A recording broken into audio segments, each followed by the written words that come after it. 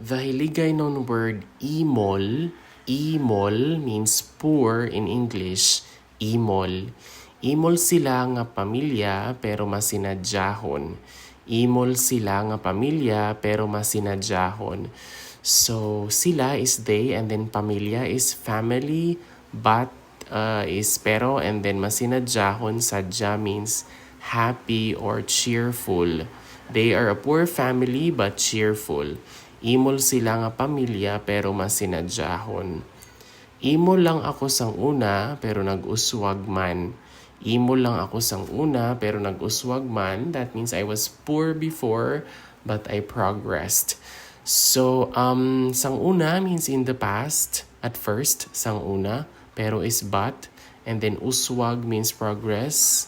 So, nag-uswag, progressed. Imo lang ako sang una pero nag-uswag man. Imo lang ako sang una pero nag-uswag man. Imol ang baryo nga wala sang kuryente. Imol ang baryo nga wala sang kuryente, or you can just drop the sang, you can just say imol ang baryo nga wala kuryente. So the village without electricity is poor. So a baryo is a village and then kuryente is electricity. Wala means without, so wala kuryente means without electricity. Imol ang baryo nga wala kuryente or imol ang baryo nga wala sang kuryente. Ang imol nga tawo may dako nga tagipusoon. Ang imol nga tawo may dako nga tagipusoon.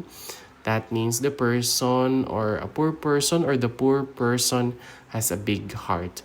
So tawo is a person and then dako means big and then tagipusoon is heart. Ang imol nga tawo may dako nga tagipusoon. Ang imol nga tawo may dako nga tagipusoon. Imol sila nga pamilya pero masinadyahon. Imol lang ako sang una pero nag-uswag man. Imol ang baryo nga wala kuryente or imol ang baryo nga wala sang kuryente. Ang imol nga tawo may dako nga tagipusoon. And that is all for the Hiligaynon word imol, which means poor in English. Imol. Imol.